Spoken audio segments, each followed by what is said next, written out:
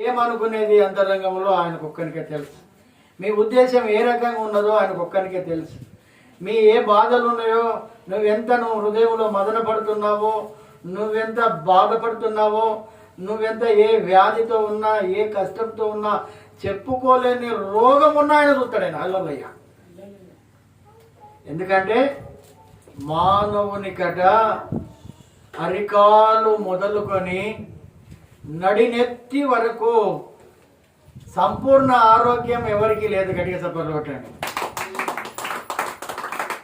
నేను ఆరోగ్యవంతుని, నాకు ఏ రోగము లేదన్నవన్నీ వాళ్ళని చూపెట్టండి. కాకపోతే పైకి చెప్పుకుంటారు కాబట్టి చెప్పుకుంటారు, కానీ వాళ్ళ లోపల రోగం ఉంటుంది, వాళ్ళ అంతరంగంలో రోగం ఉంటుంది.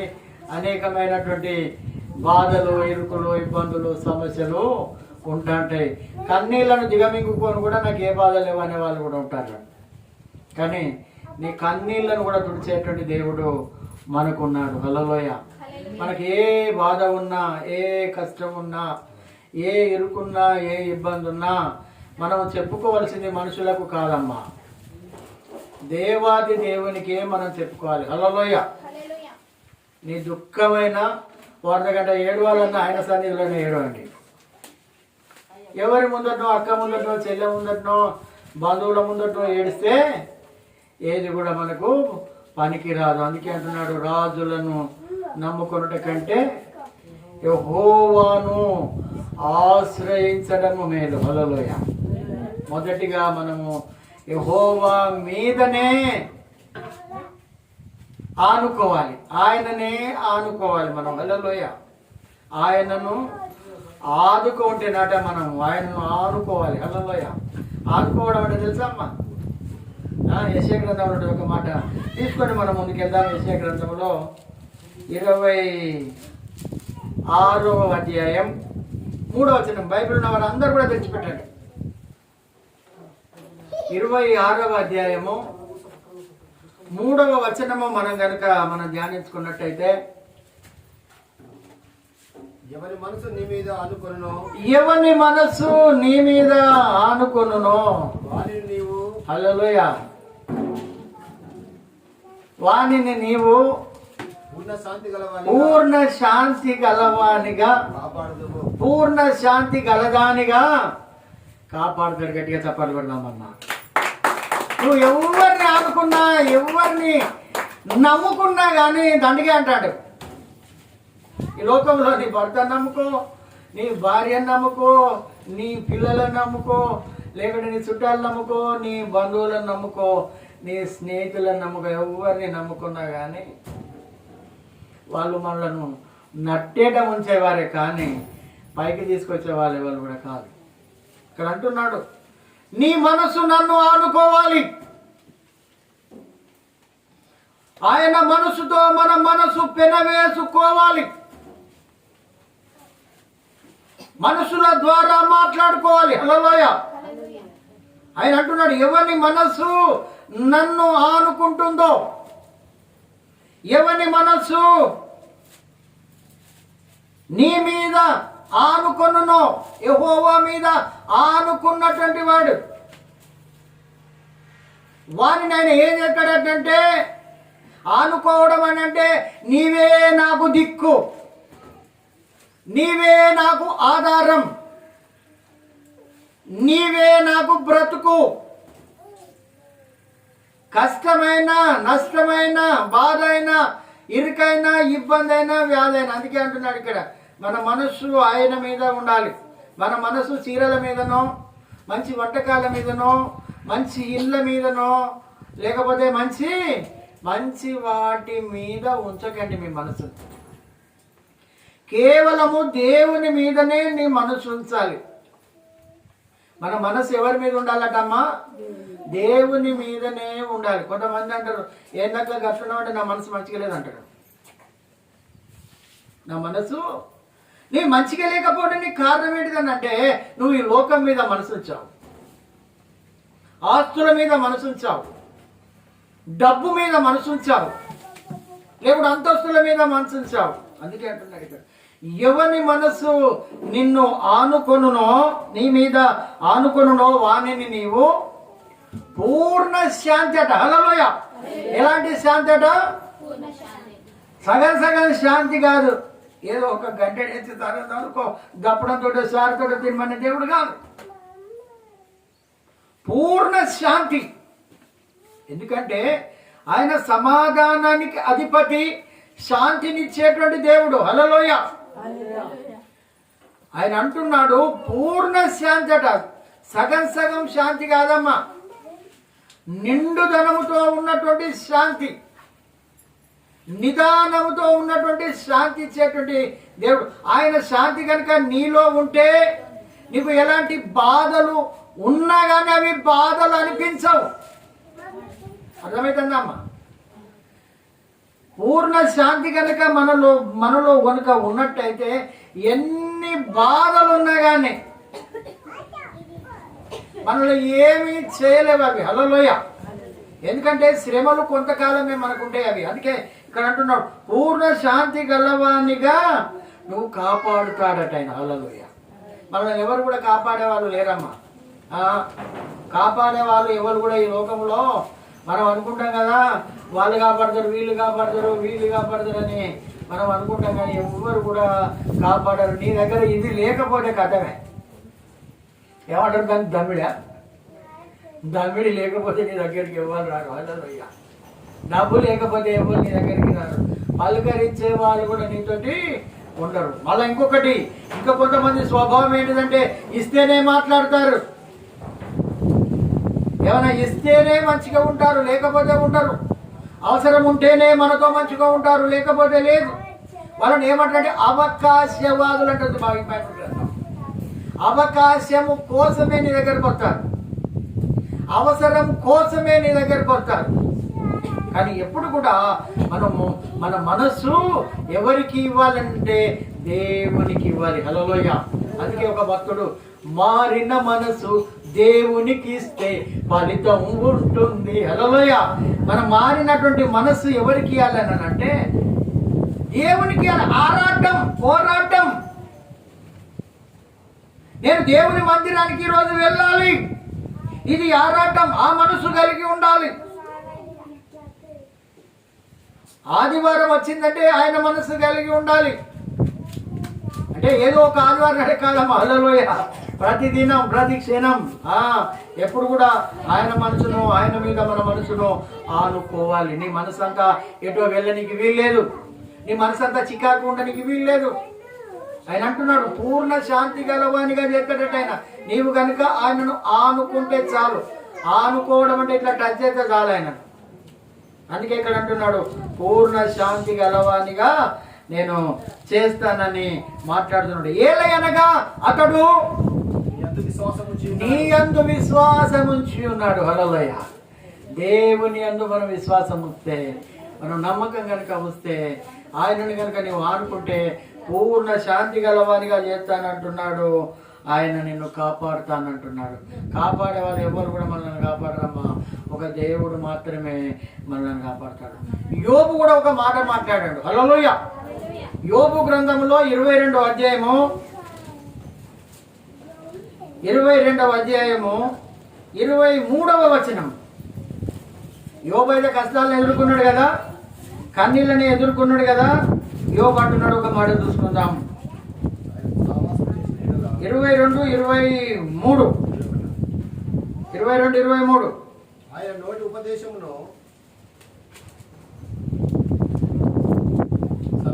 సరే 20 ఎక్కడ చదువు. ఆయనతో సహవాసము చేసిన ఎడల సమాధానం కలుగును, నీకు సమాధానం కలుగు. సహవాసం దేవునితో చేయాలి. పనికిరాళ్ళతో దోస్తాను పట్టకండి అమ్మా, ముచ్చట్లు పెట్టకండి. నిన్ను తీసేసి మళ్ళీ ఇంకోలో చెప్తారు నువ్వు చెప్పిన ముచ్చట. పెద్ద లోలీలు అవుతాడు. అక్కడ దేవునికి చెప్పాలమ్మా. మనం సహవాసం ఎవరితో చేయాలంటే దేవునితో. నువ్వు చెప్పకక్క అని చెప్పినావు అనుకో, అది బయటికి పోయినట్టే ముచ్చట.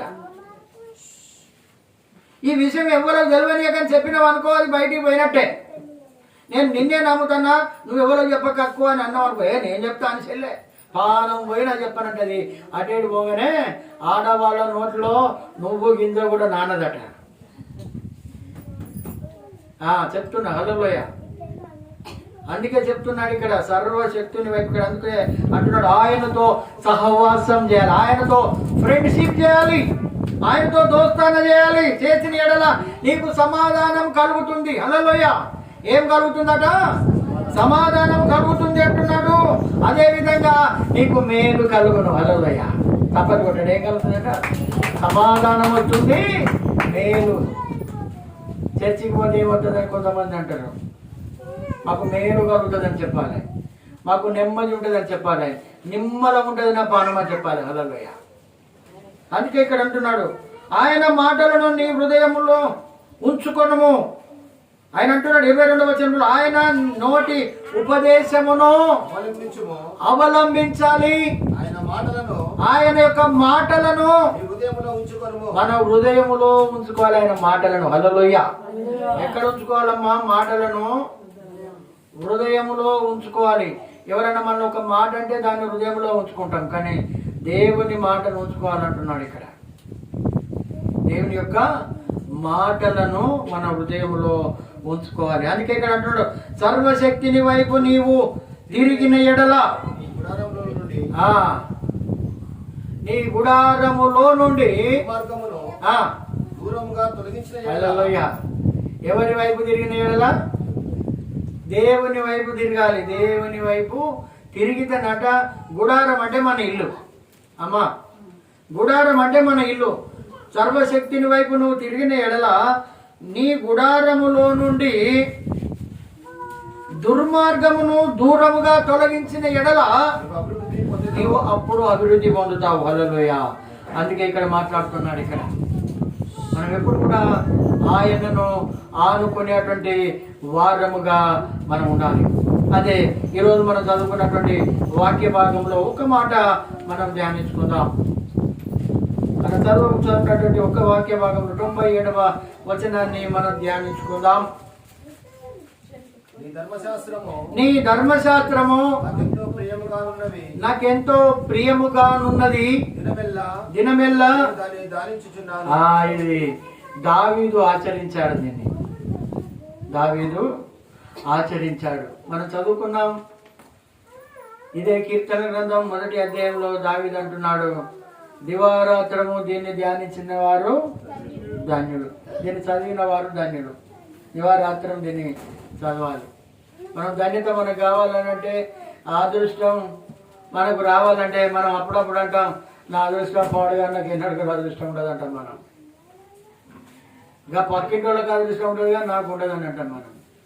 అదృష్టం నీకు రావాలని అంటే ఆయన అంటున్నాడు ఇక్కడ వాక్యము చదవాలి, వాక్యము వినాలి, వాక్యానుసారంగా నువ్వు నడుచుకోవాలి. దేవుని యొక్క వాక్యాన్ని అందుకే అంటున్నాడు ధర్మశాస్త్రము నాకు ఎంతో ప్రియముగా ఉన్నది, ఇష్టముగా ఉన్నది. ఇష్టపడాలి దీన్ని. హల్లెలూయా. ఈ ధర్మశాస్త్రాన్ని, ఈ గ్రంథాన్ని ఏం చేయాలన్నట? ఇష్టపడాలి. ఏదో దేవుళ్ళ పెట్టడానికి తలపు కింద పెట్టుకోనికి కాదు ఇది. ఏది వచ్చే రోజు దులుపుకొని వచ్చేది కాదు ఇది. అదేనా కాదమ్మా? మంచి మామిడి పండు అదే సెల్ఫ్లో ఉంటే ఊపుకుంటామా? ఫ్రిడ్జ్లో ఉంటే ఊపుకుంటామా? ఏం చేద్దాం? స్వీట్ ఉన్నా, కేక్ ఉన్నా, థమ్స్అప్ ఉన్నా ఏం చేద్దాం? దాని కొద్దిగా కానీ బైబిల్ మాత్రం తెరిచి చూడం మనం. హల్లెలూయా. ఆయన చిత్తు పేపర్లో కానీ ఇప్పి చూస్తాం, కానీ బైబిల్ మాత్రం తీయమను. ఇది అంటున్నాడు ఇక్కడ ధర్మశాస్త్రం నాకెంతో ప్రియముగా ఉన్నది. ప్రియం అంటే ఇష్టం, ప్రియం అంటే ఇష్టం, ఇష్టముగా ఉన్నది. ఇష్టంగా ఉండాలి, కష్టంగా కాదు, ఇష్టంగా ఉండాలి. హల్లెలూయా. అంతేనా? ఇప్పుడు బట్టల షాపుకు పోయినని అనుకో అమ్మ, ఒకసారి చూడండి, నేను చెప్తుంటాను కాదు, కానీ ఆ బట్టలు వేసుకుంటప్పుడు అద్దంలో ముందుగానే వేసుకొని చూసుకుంటా అంటాను. ముందుగానే ఇది నాకు ఎట్లున్నది, ఏం కథ, అంతే కదా. దాని అవసరం అయితే దాన్ని ఇట్లా వేసుకొని ఫోటో కూడా తీసుకునే వాళ్ళు కూడా లేక ఇది నాకు మంచిగా ఉన్నదా, ఇది నాకు మంచిగా ఉన్నదా అని. అంటే అంత ప్రియముగా ఉండాలి బైబిల్ గ్రంథం. ఎక్కడో పడేయనికి కాదు ఇది. ఇది ఎప్పుడు పడితే అప్పుడు రద్దు చేసేది కాదు ఇక్కడ. హల్లెలూయా. దీన్ని అంత ప్రియముగా మనం ఉంచుకోవాలి. అందుకే దినమెల్ల నేను ధ్యానిస్తున్నాను అంటున్నాను. దినమెల్ల ధ్యానించాలండి బైబిల్ గ్రంథం. మన పనుల భారం మీద, మన అవసరతల మీద, మనకు ఉన్నటువంటి సమస్యల మీద మన బైబిల్ గ్రంథాన్ని తీసుకోలేకపోతున్నాం కాబట్టి తీసుకోవాలి తప్పకుండా. హల్లెలూయా. అందరూ కూడా బైబిల్ గ్రంథాన్ని చదవాలి. చదవని వారు ఒక్కొక్క పేజీ తీసుకుంటూ దాన్ని ముద్దాడాలి. హల్లెలూయా. చదువు రాని వాళ్ళు అంటే నీ వేళ్ళ ద్వారా కూడా కొంత వాక్యం నీ హృదయంలోనికి వెళుతుంది. నీ కంటి ద్వారా కూడా కొంత వాక్యం నీ హృదయంలోనికి వెళుతుంది. అందుకే ఇక్కడ చెప్తున్నాడు. అందుకే ఇక్కడ అంటున్న దాన్ని ప్రేమగా ఉంచుకోవాలి. అందుకే యేసుప్రభు అన్నాడంటే, నేను ఈ ధర్మశాస్త్రాన్ని కొట్టివేయడానికి నేను రాలేదు. ఈ ధర్మశాస్త్రము కొట్టివేయడానికి నేను రాలేదు, కానీ ధర్మశాస్త్రాన్ని నెరవేర్చనీకే ఈ లోకానికి వచ్చానన్నాడు ఆయన. హల్లెలూయా. కొంతమంది కొన్ని సంఘాలలో చెప్తారు కదా, ఈ పాతది ధర్మశాస్త్రము ఇప్పటిది కాదు, ఇది అది పాత నిబంధన కాలంలో, అది ఇజ్రాయెల్ కాలంలో ఉన్నది, అది వాళ్ళకు సంబంధించిందే, మనకు సంబంధించింది కాదని చెప్తారు. కానీ యేసు ప్రభువే దీన్ని ప్రేమించాడు. నువ్వెంత అండి? ఆయన అన్నాడు, నేను ధర్మశాస్త్రమును కొట్టివేయనికి రాలేదు, కానీ ధర్మశాస్త్రము అనుసరించడానికే వచ్చాను నేను. హల్లెలూయా. అందుకే అంటున్నాడు ఈ 98వ వచనంలో, నీ ఆజ్ఞలు నిత్యము నాకు తోడుగా ఉన్నవి, నిత్యము నాకు తోడుగా ఉన్నవి. హల్లెలూయా. ఏ విధంగా ఉండాలంట ఆయన యొక్క ఆజ్ఞలు? నిత్యం అంటే ఎల్లప్పుడు, ఎప్పుడు. హల్లెలూయా. పాట పాడదాం. నిత్యం స్తుతించిన నీ రుణము తీరలే. అంతేనా కదా? నిత్యము దేవుని యొక్క ఆజ్ఞలు మన దగ్గర ఉండాలి అంటున్నాడు. మనం దాచుకోవాలి, మన దగ్గర ఉంచుకోవాలి. నిత్యము అంటే ఎల్లప్పుడూ దేవుని యొక్క మాటలు మన జ్ఞాపకం ఉంచుకోవాలి, జ్ఞాపకములోనికి రావాలి. అందుకే చెప్తున్నాడు ఇక్కడ, నా శత్రువులను మించిన జ్ఞానము అవి నాకు కలుగజేయుచున్నవి. హల్లెలూయా. మన దేవుని యొక్క వాక్యం కనుక చదివితే శత్రువులు కూడా మనల్ని మట్టు పెట్టాలని చూసేటోని కంటే కూడా మన జ్ఞానం ఎక్కువ ఉంటుందట. హల్లెలూయా. అంటే తప్పించుకునే మార్గం కూడా చూపిస్తానంటున్నాడు. తప్పించుకునేటువంటి మార్గం కూడా చూపిస్తా ఉన్నాడు. శత్రువులు అంటే ఏదో బయట ఈ శత్రువులు అని అనుకోవచ్చు, మన రోగాలు కూడా అనుకోవచ్చు శత్రువులు అంటే, లేకుంటే మనకున్నబడే సమస్యలను కూడా మనము శత్రువులుగా భావించుకోవచ్చు మనం. అందుకే ఇక్కడ అంటున్నాడు, నా శత్రువులను మించిన జ్ఞానము నాకు మించిన జ్ఞానం అవి నాకు కలుగజేయుచున్నవి. దేవుని యొక్క మాటలు శత్రువును మించినటువంటి జ్ఞానము. హల్లెలూయా. శత్రువును మించినటువంటి జ్ఞానము నాకు కలదు అని అంటున్నాడా. నీ శాసనములను నేను ధ్యానించుచున్నాను. కావున నా బోధకులందరికంటే నాకు విశేష జ్ఞానము కలదు. హల్లెలూయా. మనము గనుక వాక్యం గనుక ధ్యానించినట్టయితే, ఆయన కట్టడలు శాసనాలు మనం పాటించినట్టయితే చూడండి అమ్మ, పాటించినట్టయితే దీనిలో ఉన్నటువంటి మర్మాలు మాకంటే ముందుగా మీకే తెలుస్తాయి. గట్టిగా చప్పట్లు కొట్టండి. వాక్యం కనుక మనం చదివినట్లయితే బోధకుల కంటే కూడా విశేష జ్ఞానము వస్తుందని బైబిల్ గ్రంథం తెలియజేస్తున్నది. ఈ ఒక వాక్యంలో ఉన్నటువంటి అర్థాలు మనకు ఆటోమేటిక్గా తెలుస్తాయని మాట్లాడు. బోధకులందరికంటే నాకు విశేష జ్ఞానము కలదు, విశేష జ్ఞానము నాకు వస్తుంది ఈ వాక్యము, ఈ శాసనాలను కనుక నేను ధ్యానించినట్టయితే. నీ ఉపదేశములను నేను లక్ష్యము చేయుచున్నాను.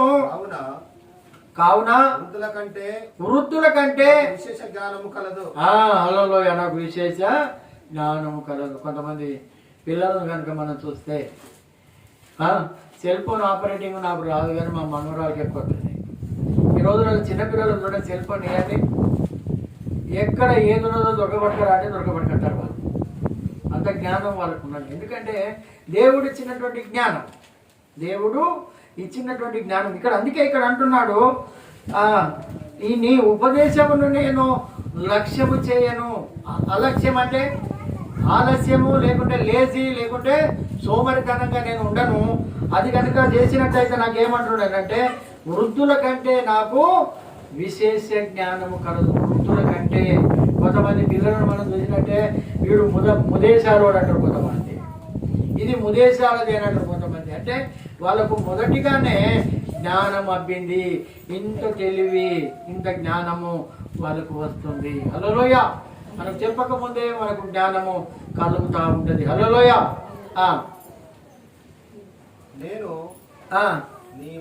నేను నీ వాక్యము అనుసరించున్నట్లు దుష్ట మార్గములన్నిటిలో నుండి హల్లెలూయా. ఇక్కడ ఏమంటున్నాడు అన్నాడంటే నీ వాక్యము అనుసరించున్నట్లు. మన దేవుని యొక్క వాక్యాన్ని అనుసరించాలి, ఫాలో కావాలి. దేవుని యొక్క వాక్యాన్ని మనం ఏం చేయాలి?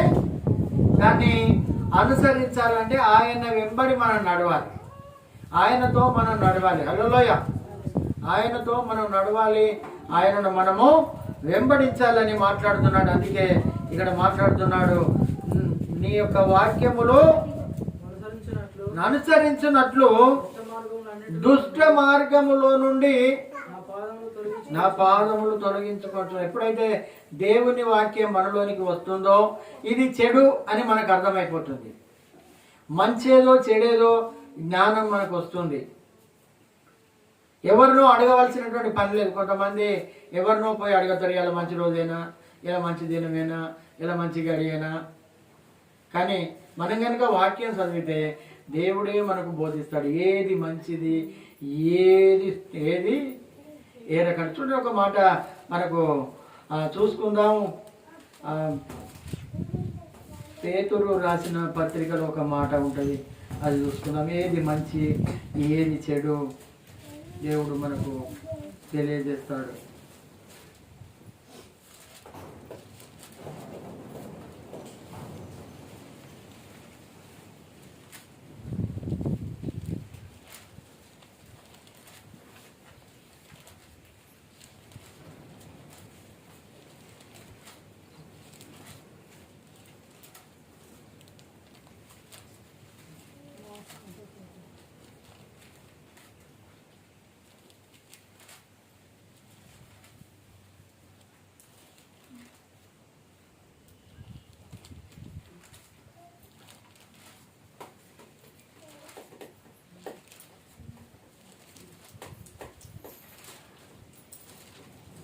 హల్లెలూయా. Praise the Lord. హల్లెలూయా. నీ వాక్యమే నన్ను బ్రతికించెను, బాధలలో నెమ్మదినిచ్చెను. నీ వాక్యమే నన్ను బ్రతికించెను, బాధలలో నెమ్మదినిచ్చెను. కృపాశక్తి గల సత్య సంపూర్ణుడా, వాక్యమై ఉన్న యేసు వందనమయ్యా. కృపాశక్తి గల సత్య సంపూర్ణుడా, వాక్యమై ఉన్న యేసు వందనమయ్యా. నీ వాక్యమే నన్ను బ్రతికించెను, బాధలలో నెమ్మదినిచ్చెను. నీ వాక్యమే నన్ను బ్రతికించెను, బాధలలో నెమ్మదినిచ్చెను. హల్లెలూయా. ఏవి ఖ్యాతి గలవో, ఏవి ఘనత గలవో, ఏవి మాన్యమైనవో, ఏవి ప్రయోజనకరములో అవన్నీ దేవుడు మనకు చూపిస్తానని అంటున్నాడు ఇక్కడ. హల్లెలూయా. అందుకే వాక్య భాగం ఇప్పుడు మనకు దొరకడం లేదు కనుక నేను కొన్ని మాటలు మీకు తెలియజేశాను. ఏవి ఖ్యాతి గలవో, ఏవి ఘనత గలవో, ఏవి మనలను రక్షించగలవో, ఏవి మనలను కాపాడగలవో అవన్నీ కూడా వాక్యానుసారంగా దేవుడు మనందరికీ ఇచ్చేటువంటి దేవుడు గనక మనందరం కూడా వాటిని మనము జ్ఞానించాలి, వాటిని మనము అనుసరించవలసినటువంటి అవసరత ఉన్నది. అందుకే దేవుడు మనకి ఈ వాక్య భాగాన్ని మనకు తెలియజేస్తున్నాడు. అందుకే ఇక్కడ అంటున్నాడు, నీవు నీ యొక్క వాక్యము అనుసరించినట్లు దుష్ట మార్గములో నుండి మనలను ఆయన కాపాడుతానని మాట్లాడుతున్నాడు. ప్రతి సమస్య నుంచి మనల్ని ఆయన విడుదల కలిగించేటువంటి దేవుడు. అందుకే ఆయన యొక్క వాక్యము అనుసరించి మనము నడుచుకోవాలి. ఇంకొక మాట ఏమంటున్నాడు 102వ వచనములో, నీవు నాకు బోధించితివి గనుక నీ న్యాయ విధుల నుండి నేను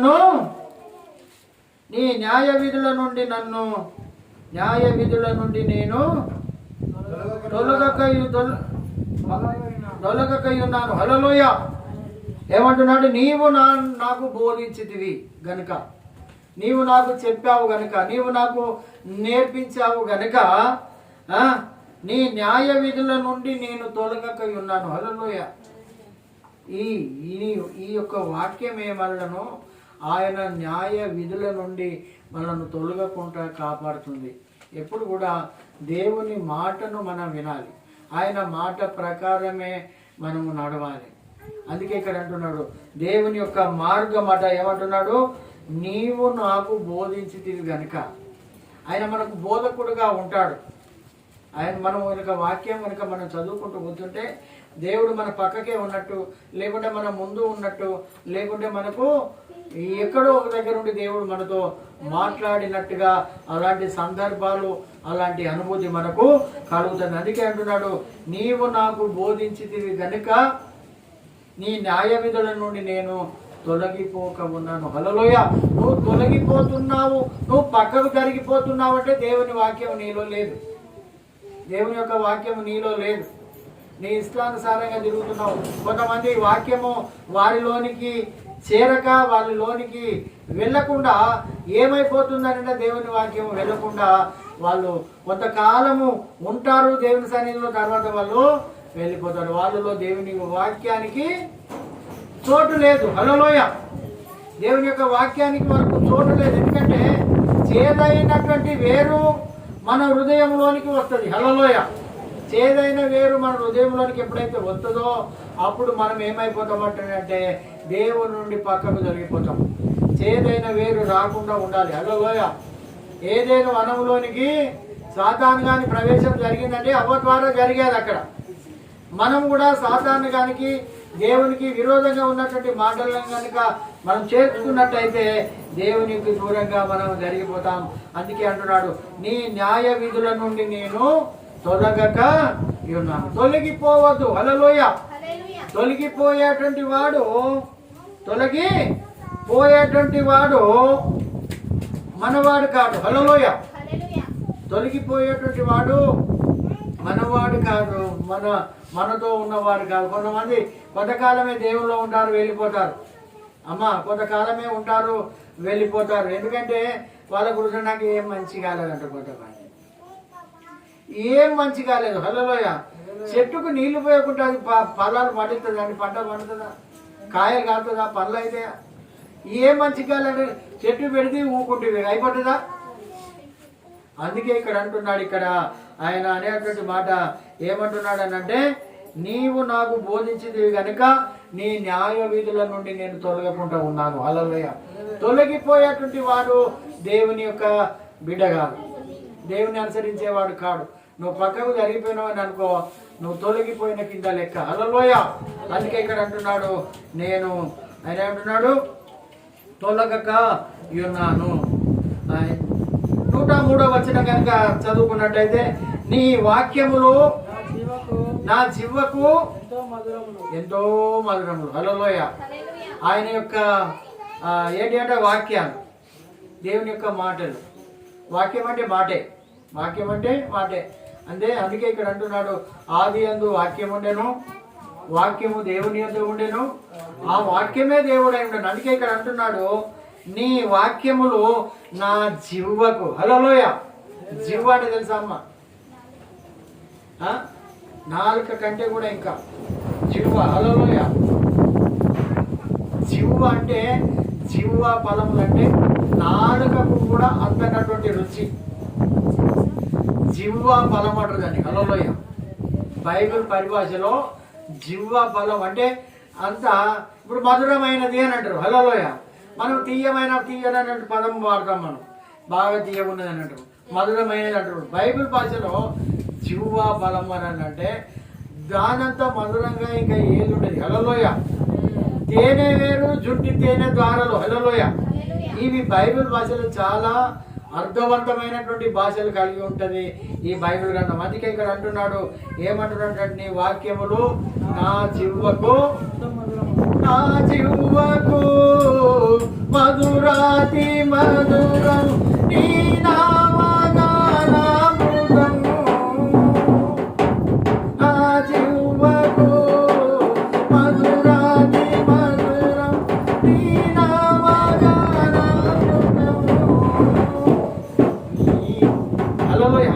అంత జీవ అది ఆయన నామానికి అది అర్థం కానటువంటి పరిస్థితి మనకు, అది మనం తెలియనేటువంటి పరిస్థితి. ఆయన యొక్క వాక్యం మన జివ్వకట. కొందరు జిమ్ అంటారు కొన్ని దాన్ని. హలోయ పొర్రెకో గుణమాట సాత్రం తెలుసు కదా. జిమ్మకో రుచట, మనిషికో టేస్ట్ ఉంటుంది. హలోయ మనిషికో ఆలోచన ఉంటుంది, మనిషికో కలర్ ఇష్టం ఉంటుంది, మనిషికొక ఇవి అన్ని. అందుకే ఇక్కడ అంటున్నాడు, ఇక్కడ నీ వాక్యములు నా జివ్వకు ఎంతో మధురములు. హల్లెలూయ మధురం మధురం. హల్లెలూయ మధురం మధురం. మధురం అన్న మాట ఇప్పుడు ఎవరు వాడతలేరు. చాలా తీయగా ఉన్నదని అంటారు, లేకుంటే బాగున్నదని అంటారు, లేకుంటే మధురం మధురం మధురం. దేవుని యొక్క మాట మధురం. మధురమైనది నీ యేసు ప్రేమ, మరపురానిది యేసు ప్రేమ. హల్లెలూయ అంత మధురం, మధురాతి మధురమైనటువంటి యేసు ప్రేమ. అందుకే దేవుని యొక్క వాక్యం కూడా చాలా చాలా చాలా మధురమైనది. హల్లెలూయ. అందుకే ఒక భక్తుడు, మధురం మధురం నీ వాక్యం నా త్రోవకు దీపం నీ వాక్యం, మధురం మధురం నీ వాక్యం నా త్రోవకు దీపం నీ వాక్యం. మాట్లాడుమో ఓ మహాప్రభు ఆలకించుచున్నాను. నేనయ్యా నీ దాసుడను, వేచియున్నాను నీ కోసం. నేనయ్యా నీ దాసుడను, వేచియున్నాను నీ కోసం. మధురం మధురం నీ వాక్యం నా త్రోవకు దీపం నీ వాక్యం. వేదములోని రహస్యములన్నీ నాకు బోధించు. వేదములోని రహస్యములన్నీ నాకు బోధించు. యేసయ్యా నీ ఆత్మీయ మహిమను నాకు బోధించు. యేసయ్యా నీ ఆత్మీయ మహిమను నాకు బోధించు. మధురం మధురం నీ వాక్యం నా త్రోవకు దీపం నీ వాక్యం. హల్లెలూయ. దేవుని వాక్యమే మధురం. గట్టిగా తప్పలు కొడదామండి. దేవుని యొక్క వాక్యమే మధురాతి మధురమైనది. హల్లెలూయ. అందుకే ఇక్కడ అంటున్నాడు, నీ వాక్యములు నా జీవపు ఎంతో మధురములు, అవి నా నోటికి తేనె కంటే తీపిగా ఉన్నాయి. హల్లెలూయ. ఏ విధంగా ఉండాలట? తేనె కంటే ఇంకేం తీసుకుంటుందండి. తేనె తెలుసా? ఎంతమంది తెలుసు తేనె? ఎంతమంది చూశారు? ఎంతమంది? డాబర్ హాని కాదు, ఒరిజినల్ తేనె. హల్లెలూయ. ఒరిజినల్ తేనె. హల్లెలూయ. డాబర్ హాని కూడా, అది కూడా కల్తీ తేనె, అది కూడా అంతేనా? తేనె. హల్లెలూయ. తేనె. దాన్ని ఏమంటున్నాడు? ఏం తేనె అంటున్నాడు ఇక్కడ? తేనె కంటే తీపిగా. హల్లెలూయ. స్వీట్. కొన్ని స్వీట్ హౌస్లు ఉన్నాయి వరంగల్లో, హన్మకొండలో పెద్ద పెద్ద స్వీట్ హౌస్. ఇప్పుడు మామూలు స్వీట్కును వాళ్ళ స్వీట్కు చాలా తేడా ఉంటుంది. మామూలు మనం స్వీట్ హౌస్లలో ఇక్కడ తీసుకున్న స్వీటు ఒక 400 ఉంటే అక్కడ 800 ఉంటుంది అది. ఎందుకంటే అంత తీపిగా వాళ్ళు తయారు చేస్తారు అది. హల్లెలూయా. అంత కాస్ట్లీగా కూడా ఉంటుంది. దాన్ని చూడగానే షుగర్ పేషెంట్ కూడా నేను తింటే బాగుండని అనుకున్నట్టుగా అంత బ్యూటిఫుల్గా కూడా వాళ్ళు తయారు చేస్తారు. కానీ దేవుని వాక్యం కూడా అంతకంటే మహా తీపి అంటున్నాడు. గట్టిగా చప్పట్లు కొట్టండి. హల్లెలూయా. అంత తీయగా ఉండాలి. ఇప్పుడు చేదు వస్తువుని ఎక్కువగా ప్రేమిస్తారా, తీపి వస్తువుని ఎక్కువ ప్రేమిస్తారమ్మా? తీపి వస్తువుని ఎక్కువగా ప్రేమిస్తారా, తీపి వస్తువుని ఎక్కువగా ప్రేమిస్తారా మానవులు? కదా, తీపి వస్తువులు ఎక్కువగా ప్రేమిస్తారు. కానీ దేవుని వాక్యం మాట అంతకంటే తీయాలన్నారు. హల్లెలూయా. తేనె కంటే, జుంటి తేనె కంటే. హల్లెలూయా. అందుకే యేసన్న గారు ఒక పాట రాసిండు. హల్లెలూయా. జుంటి తేనె ధారల కన్నా యేసునామమే మధురం, యేసయ్య సన్నిధి మరువజాలను. జుంటి తేనె ధారల కన్నా యేసునామమే మధురం, యేసయ్య సన్నిధి మరువజాలను.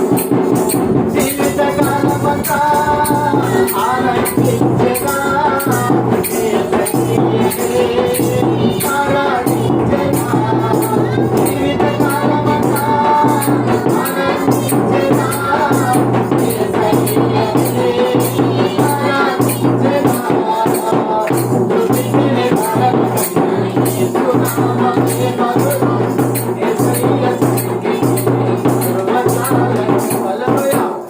జుంటి తేనె దారుల కంటే కూడా యేసయ్య నామం ఎలాంటిదట? మధురమైనది. యేసయ్య నామం మధురం మధురం. ఇంతకుముందు మనం మధురం నీ నామం. హల్లెలూయా. చాలా మధురమైన మన పేర్లు కొంతమంది వక్రంగా మాట్లాడుతుంటారు. అవునా? అంతేనా? వక్రంగా మాట్లాడతారు. కొన్ని పేర్లు మాట్లాడుతుంటారు మనవి. కానీ యేసయ్య పేరు ఎవరు కూడా వక్రంగా మాట్లాడడానికి వీల్లేదు. హల్లెలూయా. మాట్లాడడానికి అవకాశమే లేదు. అసలు మనలోనే యేసయ్య ఉన్నాడు. హల్లెలూయా. ఎవరికి అర్థం కాదు. మన శ్వాస నిశ్వాసలోనే యేసయ్య ఉన్నాడు. ఇంకా ఎవరికి ఇంకా అర్థం కావడం లేదు.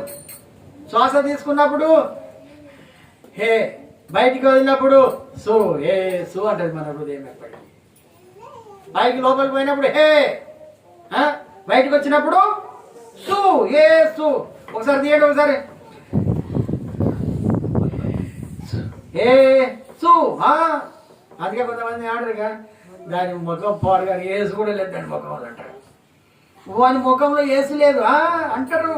తెలియకనే ఏమంటారు, దాని కుటుంబంలో ఏసు లేదు. ఎన్నున్నా నీసు ముఖం ఏసు లేదు. హల్లెలూయా. యేసు ఉన్న ఇంటిలో సంతోషం ఉంటుంది. యేసు ఉన్న ఇంటిలో సమాధానం ఉంటుంది. యేసు ఉన్న ఇంటిలో నెమ్మది ఉంటుంది. హల్లెలూయా. యేసయ్య ఉండాలి. కొంతమంది అంటారు ఈ చికాకులకు, ఈ పిల్లలతోటి, భర్తతో, వాళ్ళతో వీళ్ళతో సమాధానం లేక ఈ ఇల్లు పాడుగాను అని అంటారు కొంతమంది. ఏమంటారట? నువ్వు పెట్టిన వస్తువే నీకు దొరకకుంటే ఇల్లు పాడుగాను, దొరకలేదు వస్తువు అంటాం మనం.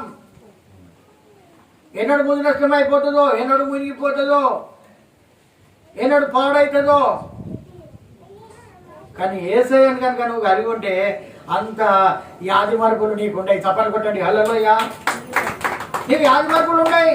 నేను ఈయనే పెట్టిన బిడ్డ, నేను ఇక్కడనే పెట్టిన బిడ్డ, గిక్కనే చూస్తుంటావు నువ్వు. హల్లెలూయా. కానీ నువ్వు చూసే దగ్గర చూడాలి. ఆయన ఏమన్నాడంటే వెదకుడి దొరుకుతుంది. వెదకాలి. నాణ్యం పోగొట్టుకున్నామే, పోతే పోయిందని అనుకున్నదా? బైబిల్ గ్రంథంలో రాయబడినగా దేవుని వాక్యాన్ని కూడా ఆ రకంగా వెతకాలి. మనం ఆ రకంగా వెతకాలి. మీకు తెలియదమ్మా, ఈ యొక్క బైబిల్ గ్రంథాన్ని దాదాపు 1600 సంవత్సరాలు రాసిల్లు. దీన్ని ఎన్ని సంవత్సరాలటమ్మా? 1600 సంవత్సరాలు 40 మంది ప్రవక్తల చేత ఆయా సమయాలలో ఒక్కరికొకరు కూర్చొని రాసింది కాదు ఇది. అప్పుడు ఆ ప్రవక్త కొంత, ఈ ప్రవక్త కొంత, ఆ ప్రవక్త కొంత, ఆ సమయాలలో రాసినటువంటి బైబిల్ గ్రంథమే ఈ పరిశుద్ధ గ్రంథం. మనం హల్లెలూయా. వాళ్ళు నిద్రాహారాలు మాని దేవుని యందు భయభక్తులు కలిగి, ఒక భక్తుడట చూడండి, ఒక భక్తుడట యేసు అన్న పేరు రాసేటప్పుడు, యెహోవా అన్న పేరు రాసేటప్పుడు పోయి స్నానం చేసి వచ్చి రాసేదట ఆయన. చప్పట్లు కొట్టండి. మనం ఎంత రఫ్గా యూజ్ చేద్దాం మన బైబిల్, వాళ్ళు ఎంత పరిశుద్ధంగా రాశారు వాళ్ళు దాన్ని, ఎంత పరిశుద్ధంగా వాళ్ళు రాశారు బైబిల్ గ్రంథాన్ని. ఆ మాట రాయాలనంటే వాళ్ళలో ఉన్నటువంటి అపరిశుద్ధతను కడుక్కొని వచ్చి వాళ్ళు ఆ బైబిల్ గ్రంథంలో ఆ మాట యేసు అన్న మాట హల్లెలూయా రాశారండి. ఈరోజు మనం బైబిల్ ఇట్లా నోట్లేలు పెట్టి ఇట్లా అంటాం, అవునా కదా? కానీ వాళ్ళు ఎంత అందుకే దీన్ని పరిశుద్ధ గ్రంథం అన్నారు. దీన్ని పరిశుద్ధ గ్రంథం హల్లెలూయా. దీన్ని మించిన గ్రంథం ప్రపంచంలోనే లేదు. ఈ రోజు కూడా ఎక్కువ సేల్ అయ్యేది, అమ్ముడు పోయేది పరిశుద్ధ గ్రంథం. ప్రపంచంలోనే టాప్. ఏ గ్రంథం, ఏ బుక్ కూడా అమ్ముడు పోదట, బైబిల్ గ్రంథం అమ్ముడు పోయినట్టుగా. అంటే దీనికి ఎంత క్రేజ్ ఉన్నదో, ఎంత విలువ ఉన్నదో మనం ఆలోచించుకుందాం. కొన్ని గృహాలలో బైబిల్ లేవండి. ఇంకా మన గృహాలలో, మన కుటుంబంలో ఎంతమంది ఉంటే అన్ని బైబిల్ కలిగి ఉండాలి మనం. హల్లెలూయా. మీకు తెలియదు, ఎవరి కంచం వాళ్ళకే ఉన్నట్టుగా. ఎవరి కంచం అంటే తెలుసా? ఇది తెలంగాణ భాష మాట్లాడతాను అనుకుంటారా? ఎవరి గిన్నె, ఎవరి ప్లేట్ వాళ్ళకు ఉన్నట్టుగా ఎవరి బైబిల్ వాళ్ళకే ఉండాలి. ఇంకా బైబిల్ లేనటువంటి కుటుంబాలు కూడా కొన్ని ఉన్నాయి. బైబిల్ లేనటువంటి కుటుంబాలు కూడా ఉన్నాయమ్మా. దీన్ని పరిశుద్ధ గ్రంథం అంటారు. ఇది హల్లెలూయా, పరిశుద్ధ గ్రంథం ఇది. దీన్ని ఎవరు తీసుకొచ్చారు? ధర్మశాస్త్ర గ్రంథాన్ని ఎవరి ద్వారా ధర్మశాస్త్ర గ్రంథం వచ్చింది? మోషే ద్వారా ధర్మశాస్త్ర గ్రంథం వచ్చింది. హల్లెలూయా. మోషే ద్వారా ధర్మశాస్త్రం వచ్చింది. యేసు ప్రభు ద్వారా ఏమొచ్చింది? మర్చిపోతాను. యేసు ప్రభు ద్వారా ఏమొచ్చింది? యేసు ప్రభు ద్వారా ఏమొచ్చింది? హల్లెలూయా. యేసు ప్రభు ద్వారా. చూడండి, యోహాను సువార్తలో ఉంటుంది మాట. తీసుకుందాం. ఎందుకు సందర్భం వచ్చినప్పుడు తప్పకుండా చదవాలి మనం.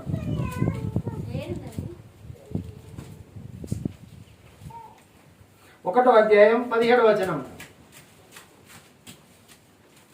ధర్మశాస్త్రము మోషే ద్వారా అనుగ్రహింపబడెను, కృపయు సత్యమును యేసుక్రీస్తు ద్వారా.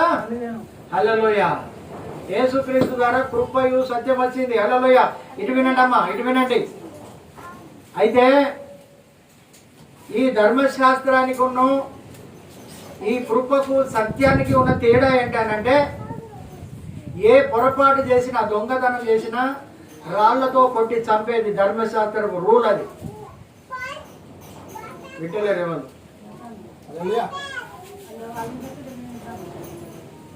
ఏంటట ధర్మశాస్త్రం చెప్పేది? ఏంటిది ధర్మశాస్త్రం? ఏం చెప్తున్నది? ఎవరైనా దొంగతనం చేసినా, పాపం చేసినా, మందిరానికి రాకపోయినా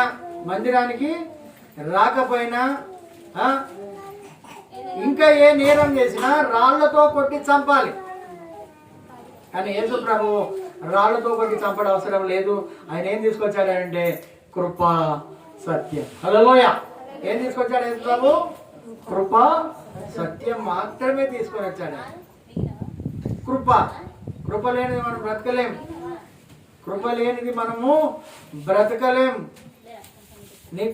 నా కృప నీకు చాలు అంటాడు ఆయన. హల్లెలూయా.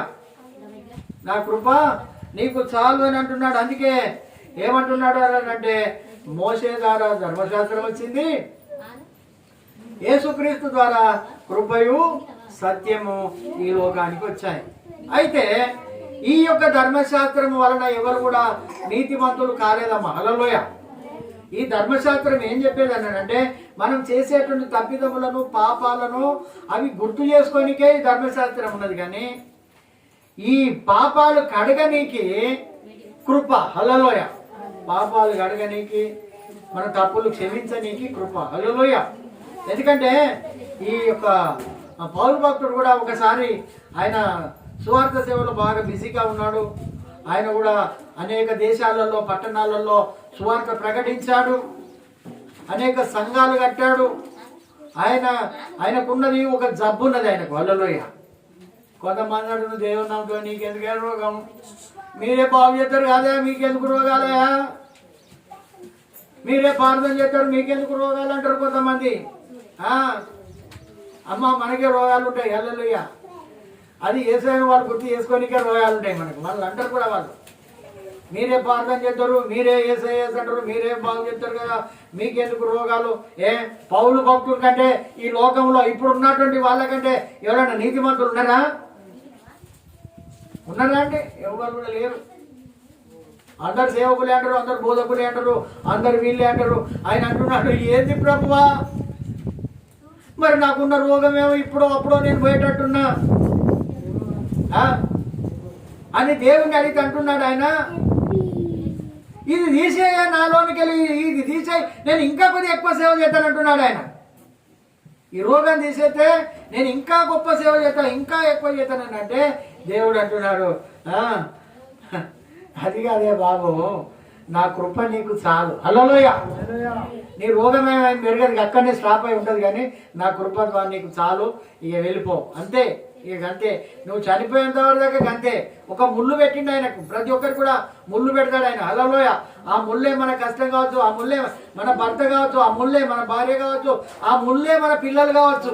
మనల్ని ఎదగకుండా, వాక్యం చదవకుండా, లేకుంటే ఏ పని చేయకుండా అడ్డుపడేటువంటి ఇవన్నీ ముళ్ళు మనకు ఉంటాయి. అందుకే ధర్మశాస్త్రం అని అంటున్నది. ధర్మశాస్త్రము ఎవరిని కూడా నీతిమంతులుగా తీర్చిదిద్దలేదు. ఎవరిని కూడా ఈ ధర్మశాస్త్రం వచ్చింది నీ తప్పు నిరూపించనీకే ఈ ధర్మశాస్త్రం, కానీ ఈ ధర్మశాస్త్రం ఎవరిని కూడా నీతిమంతులుగా తీర్చిదిద్దలేదు. లేఖనం మాట అందరినీ బంధించిందట, హల్లెలూయ. లేఖనం అనేది అందరినీ బంధించి. ఒకసారి గలతీలకు రాసిన పత్రికలో ఒక మాట మనం తీసుకొని చూసుకుందాం. గలతీలకు రాసిన పత్రిక, కొంచెం అల్లరి పెట్టకమ్మా, అల్లరి చేయకండి. గలతీలకు రాసిన పత్రిక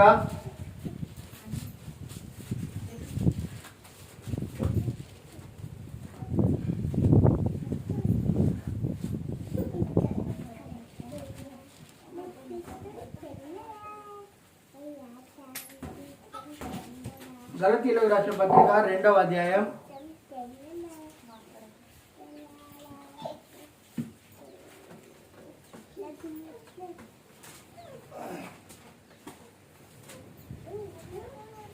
15-16 వచనాలు కలిపి ఉన్నాయి, చదువుకుందాం. మనము జన్మముల వలన యూదులమే గాని అన్య జనులలో చేరిన పాపులము కాము. మనుషుడు యేసుక్రీస్తు నందలి విశ్వాసం వలననే కాని ధర్మశాస్త్ర సంబంధమైన క్రియల మూలముగా నీతిమంతుడుగా తీర్చబడని ఎరిగి మనము ధర్మశాస్త్ర సంబంధమైన క్రియల మూలముగా గాక క్రీస్తు నందలి విశ్వాసం వలననే నీతిమంతులమై తీర్చబడ్డకై యేసుక్రీస్తు నందు విశ్వాసం ఉంచి ఉన్నాము. క్రీస్తు వలననే మనకు రక్షణ, క్రీస్తు వలననే మనకు నీతి. ధర్మశాస్త్ర క్రియల వలన కాదు. ధర్మశాస్త్రం సూచిస్తుంది, సూచిక చూస్తుంది, ఇది తప్పు అని చెప్తుంది, ఇది నేరం అని చెప్తుంది, ఇది చేయకూడదని చెప్తుంది. కానీ దేవుడి యొక్క నీతి క్రియలు దేవుని ద్వారానే మనకు వచ్చాయి. అందుకే ఈ 119వ కీర్తనలో ఈ యొక్క చివరి వచనాన్ని మనం ధ్యానించుకొని మనం ముగింపులను వెళ్దాం. నీ ఉపదేశము వలన నాకు వివేకము కలిగెను, తప్పు మార్గములన్నీ నాకు అసహ్యములాయను. హల్లెలూయా. ఏంటట? నీ ఉపదేశము వలన. ఉపదేశం అంటే బోధ. ఉపదేశం అంటే బోధ. ఆయన బోధ వలన, అమ్మ చాలా జాగ్రత్తగా వినండి, ఆయన యొక్క బోధ వలన, బోధ బోధ బోధ అని తెలుసు కదా, ఆయన మాట్లాడుతున్నట్ట యేసుప్రభు మాట్లాడితే పాపం వీళ్ళందరూ పరిచయులు శాస్త్రులు వీళ్ళందరూ కూడా యేసుప్రభుని పట్టుకరా పని తోలిండ్రు, బండ్రోతులు అంటే పోలీసు వాళ్ళని తోలిండు యేసుప్రభు దగ్గరికి. ఈ రకంగానే ఆయన బోధ చేస్తా ఉన్నాడు, ప్రజలందరికీ బోధ చేస్తా ఉంటే వాళ్ళు కూడా ఈ బోధ వింటా ఉన్నారట. హల్లెలూయ. ఏది పట్టుకపోదామన్నటువంటి పోలీసు వాళ్ళు వింటారు దేవుని మాటలు, ఆయన బోధ వింటా ఉన్నారు. బోధ విని అరే ఈయన దగ్గర ఇంత మంచి మాటలు ఉన్నాయి, వాడు కూడా పిచ్చోడా మంచోడా, వాడు మనల్ని బట్టి వీళ్ళని పట్టుకడం పట్టాడేది అని అనుకొని వాళ్ళు చక్కగా ఎవరైతే తోలిండో మళ్ళీ వాళ్ళ దగ్గరికే పోయిండు, వాళ్ళ దగ్గరికే పోయిండు. వాళ్ళ దగ్గర పోయింది పోతే వాళ్ళు ఏమంటారు, ఏమే ఏడి యేసుప్రభుని పట్టుకొని రమ్మన్నాం కదా, మీరు ఎందుకు పట్టుకురాలేదని అంటే వాళ్ళు అంటారు, అయ్యా ఇంకా నీతిమంతుని పట్టుకొని రమ్మంటారు అన్న మమ్మలను. ఆయన మాట్లాడినట్లు ఈ లోకంలో ఎవరు కూడా మాతోటి మాట్లాడలేదు. హల్లెలూయా. అంత బోధ, ఆయన బోధ వింటా ఉంటేనట, ఆయన బోధ వింటా ఉంటే 3 దినాల వరకు 5,000 మందికి ఆకలి కాలేదట, ధూప కాలేదట, ఇలాంటి డిస్టర్బ్ కాలేదట. ఎవరు కూడా స్వామిగా పిన్ డ్రాప్ సైలెంట్, ఒక పిన్ను కింద పడ్డగానే శబ్దం అందరికి వినబడలాగిన అంత సైలెంట్గా ఉన్నారట యేసుప్రభు దగ్గర. 3 దినాలు.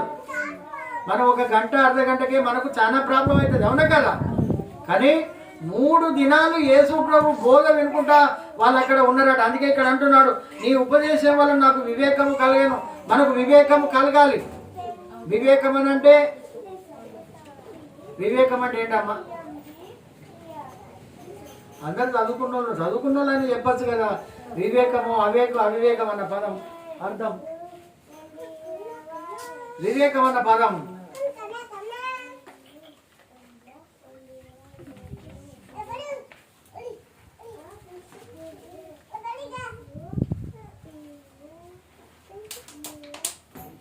వివేకం. యేసుప్రభు కూడా చెప్పాడు ఈ మాట.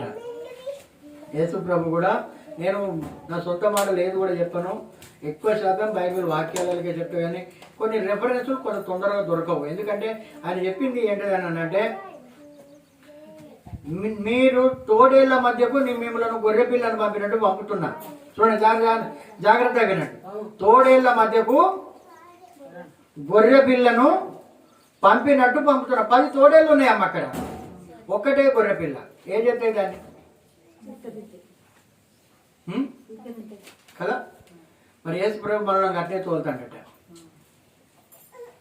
అయితే మనం ఏం చేయాలంటే, తోడేళ్ల మధ్యకు గొర్రె పిల్లని పంపినట్టు నేను పంపుతున్నాను, కానీ మీరు వివేకము కలిగి, పాముల వలె వివేకం కలిగి ఉండాలట. మనం పాము ఏం చేస్తుంది, నీ 10 మంది ఉండగానే తప్పించుకొని వెళ్ళిపోతూనే ఉంటుంది, ఉంటుందా?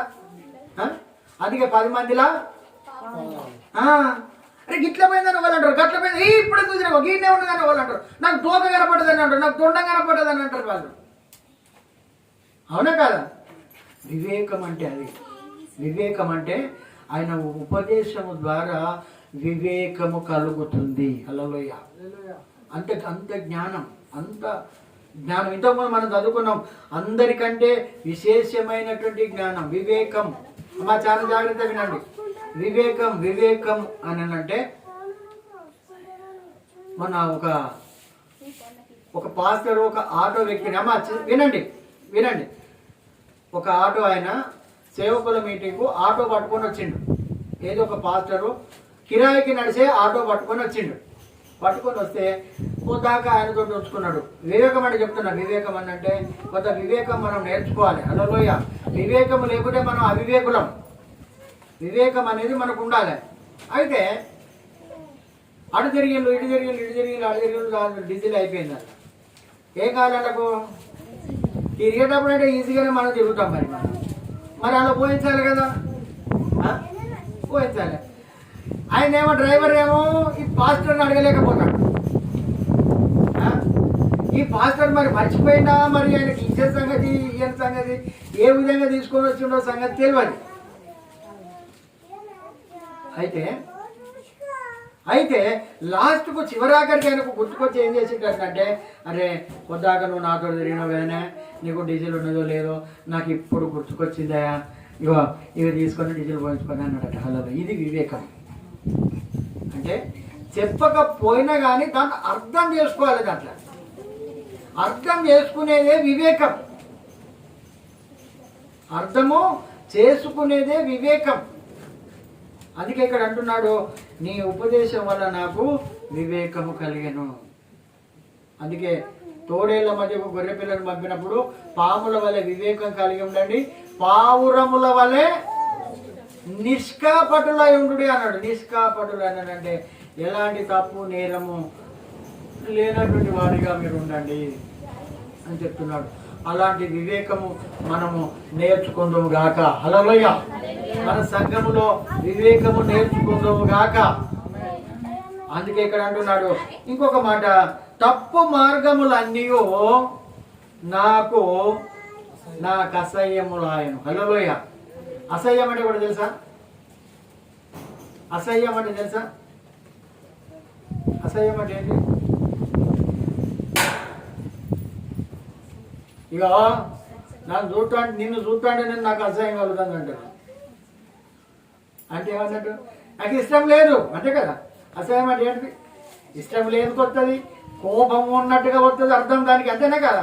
చాలా అర్థాలు, నానా అర్థాలు ఉంటాయి అసహ్యం. అందుకే ఇక్కడ అంటున్నాడు తప్పు మార్గాలన్నీ మనకి ఏ రకంగా కనపడాలంటే అసహ్యంగా కనపడాలి. ఇప్పుడు మనం పోయే మార్గంలో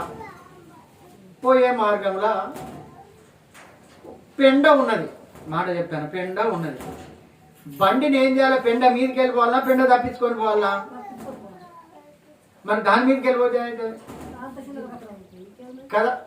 మరి అక్కడ పాపం ఎవడో బైక్ ఓడో సైకిల్ మీద ఓడో పోతాడు, ఏమవుతుంది అక్కడ? వాడు మళ్ళీ మంచిగా పోయేటోళ్ళు కూడా తిడతాడా లేకుంటే పొగుడుతాడా? అంతే కదా. అందుకే అసహ్యము, తప్పు మార్గాలని మనకు ఆ రకంగా ఉండాలి. ఇది తప్పు, ఇది నేరము, ఇది చెడు, ఇది నేను చేయకూడదు, చెడు మార్గంలో నేను నడవకూడదు, ఇది మంచా చెడా అని మనం తెలుసుకునేటువంటి వివేకము దేవుడు మనందరికీ అనుగ్రహించునుగాక. హల్లెలూయా. అందుకే ఇక్కడ తప్పు మార్గాలన్నీ కూడా ఇది తప్పు అని నీకు తెలుసు, అయినా నువ్వు చేస్తున్నావు. ఇది పొరపాటు అని తెలుసు, అయినా నువ్వు చేస్తున్నావు. ఇది నేరం అన్న సంగతి తెలుసు, అయినా నీవు చేస్తున్నావు. కానీ దేవుని బిడ్డలముగా మనం చేయనీకి వీలు లేదు. ఎందుకంటే ఇంతకు ముందు అవే పొరపాట్లకి వెళ్ళి మనం వచ్చాము, అవే తప్పులకి వెళ్ళి మనం వచ్చాము, అవే ఇరుకులకి వెళ్ళి అవే వాట్లకి వెళ్ళి మనం వచ్చాము. గనుక ఇక నుండి తప్పు మార్గములన్నీ కూడా మనకి ఏమైపోవాలి? అసహ్యం. ఇప్పుడు ఎవరైనా తాగుబోతులు ఉన్నారు, మన ఇంట్లోనే ఉన్నారు, వాళ్ళు మారుతలేరు. మనం ఏం చేయాలని అంటే, అయ్యా త్రాగుడు అనేటువంటి విషయం ఈయన తాగుతున్నాడు కాబట్టి ఆ త్రాగుడు ఇతనికి అసహ్యము కావాలి ప్రభువా అని మనం ప్రార్థన చేయాలి. అసహ్యం అంటే అసహ్యం తాగుతాడు ఎవడైనా? మంచిదైతే తాగుతాడు కదా, మంచిదైతే తాగుతాడు ఎవరైనా. అసహ్యం కలగాలి అంటే ఓకారం కలగాలి. లేకుంటే అదంటే ఇష్టం లేని వాడిగా ఉండాలి. చెడు మార్గంలో తిరిగేటోడు అది ఆ విషయం అతనికి అసహ్యం కలగాలి. ఇది ఈ పని చెడు పని, ఇది చెడ్డ పని, హల్లెలూయా, ఈ రకంగా కలగాలి. హల్లెలూయా. ప్రతి ఒక్కడు అంటాడు. నేను కూడా అన్నానే, నేను కూడా చెయ్యి అమ్మ రేపటి నుంచి తాగకూడదు అనుకునేది, రేపటి నుంచి తాగద్దు అనుకునేది. రేపటి దాకానా, మళ్ళా రేపు ఈ టైం దాకానా? అంత ఓపిక ఉంటుందా? సిగరెట్లు అయితే ఇట్లా చీని అమ్మ సిగరెట్లు అని ఇట్లా కిందేసి నలిసి పారేసేది. సిగరెట్ డబ్బీలు కూడా ఇరిసి పారేసిన రోజులు కూడా ఉన్నాయి. నేను రేపటి నుంచి తాగానే అగా అలాంటి పరిస్థితిలోకి ఇవన్నీ ఏమైపోయాయి? అసహ్యమైపోయాయి. ఇప్పుడు ఎవరైనా తాగడం కానీ ఎక్కడైనా చాలానికి పోతాము. యాకోబు నేను పోయినప్పుడు కొన్ని కేపులల్లా సిగరెట్లు తాగనికే, బిస్కెట్లు తాగనికే వాడు కేపులు, ఛాయ్ తాగకుండా వాడు సిగరెట్ తాగు, గబ్బు వదిలే ఇళ్ళతో ఛాయ్ బయటకు పంప అంటే అదే ఒకప్పుడు. ఇప్పుడు అది అసహ్యమైందా లేకుంటే ఇష్టమైందా? మనం కూడా కట్టుకుంటారు కొన్ని విషయాలలో. హలోయ, కొన్ని విషయాలలో కొంతమంది అంటారు ఏ నువ్వు కాకుంటే మరి రావా, మాతోడు కూర్చోవా బ్రాండ్ షాప్లా, మాతోడు కూర్చో. అది అసహ్యమైన క్రియ, మంచి క్రియ? సరే మనం తాగుతలే, మనకు పోవచ్చునా? చెప్పండి అమ్మా, పోవచ్చునా? పోతే ఏమవుతుంది? అసహ్యము పుట్టినప్పుడే మనం అలవాటు మానుకోగలుగుతాం. మనం అసహ్యము లేనప్పుడు అలాంటి అలవాటు మనము మానుకోలేము. ఒక మనిషి ఒక అలవాటు నుంచి మార్చబడాలని అంటే చాలా కష్టం. నేను చెప్తున్నా కదా, నేను అనుభవించిన కదా. గుట్కా, తంబాకు మానాలనంటే నానా హైరాణ పడ్డా నేను. ఎంత హైరాణనంటే అంత హైరాణ పడ్డా. మరీ డేంజర్. మందైనా తాగొచ్చు కానీ మందైనా బంద్ పెట్టచ్చు, కానీ తంబాకు, సిగరెట్లు ఇవి బంద్ పెట్టాలంటే చాలా కష్టం. చాలా మంది అంటారు నాకు బువ్వ లేకున్నా పర్వాలేదు 2 రోజులు, కానీ నాకు ఇవి ఉండాలంటారు వాళ్ళు. మరి వాడికి ఏమైపోయాడు? అడిక్ట్ అయిపోయాడు. నేను అంతకంటే బాగా అడిక్ట్ అయిపోయాను. అన్నం తిన్నప్పుడు అదే కావాలి, బయటికి పోయినప్పుడు అదే కావాలి, చాయ్ తాగినప్పుడు అదే కావాలి, పండుకునేటప్పుడు అదే కావాలి, లేచినప్పుడు అదే కావాలి. అంతేనా? ఏంది నాకు సంతోషంగా ఉన్నప్పుడు తీసేది ఇళ్ళకెళ్ళి తీసేది ఇలా దొరుకుతున్నప్పుడు ఒక్కడ నవ్వుకుండా పోయేది, తుప్పుకుండా ఉంచుకుంటా. ఏమనమాటారు బాబు. ఇప్పుడు వాళ్ళని చూసిందంటే ఎవరు కనపడ్డా నేను చెప్తా, హల్లెలూయ. ఎందుకు తింటానవే అంటే పెద్దోళ్ళు కానీ చిన్నోళ్ళు కానీ, ఎందుకు తింటానవే బాబు, ఆరోగ్యం పాడైపోతుంది. అఫ్కోర్స్ నా ఆరోగ్యం కూడా ఖరాబ్ అయిపోయింది. హల్లెలూయ, ఖరాబ్ అయిపోయిందండి. అందుకే మనకు ప్రతి ఒక్కటి కూడా చెడు అనేటివి మనకి ఏం కావాలట? ఏం కావాలి చెప్పండి అమ్మా, హల్లెలూయ. చెడు అనేటివి మనకి ఏం కావాలి? అసహ్యం కావాలి. మరి మంచి అంటే మంచి ఏది? దేవుని వాక్యం. హల్లెలూయ. వాక్యానికి విలువ ఇవ్వాలి, దేవునికి విలువ ఇవ్వాలి, మందిరానికి విలువ ఇవ్వాలి, దైవ సేవకులకు విలువ ఇవ్వాలి. లేదు నేను ఒక్కళ్ళే ప్రేమిస్తానంటే కాదు. హల్లెలూయ. నువ్వు ఒక్కళ్ళే ప్రేమిస్తానంటే కాదు, నాకు ఒక్క దైవ సేవకుడు అంటే కాదు, దేవుని బిడ్డలను. హల్లెలూయ. నీ సహోదరిని కనుక నువ్వు ప్రేమించకపోతే, నీ సహోదరుని కనుక నువ్వు ప్రేమించకపోతే, కనపడే నీ సహోదరుని నువ్వు ప్రేమించకపోతే, కనపడని దేవుని నువ్వేం ప్రేమిస్తావని బైబిల్ గ్రంథం హెచ్చరిక జారీ చేస్తాను ఇక్కడ. హల్లెలూయా. అందుకే ఇప్పటికైనా గుర్తుపెట్టుకోండి, మనకు ప్రతి ఒక్కటి కూడా చెడని ఏం కావాలి? అసహ్యం కావాలి. హల్లెలూయా. అసహ్యం కావాలి. మంచి అన్ని దీవెనలు కావాలి. హల్లెలూయా. చెప్పండి, చెడంతా ఏం కావాలి? అసహ్యం కావాలి. మంచి అన్ని దీవెనలు, ఆశీర్వాదాలు, మేలులుగా మార్చబడును గాక. హల్లెలూయా. మన కుటుంబాలలో సమాధానం ఉండును గాక, మన కుటుంబాలలో నెమ్మది ఉండును గాక, మన కుటుంబాలలో ఆశీర్వాదం ఉండును గాక.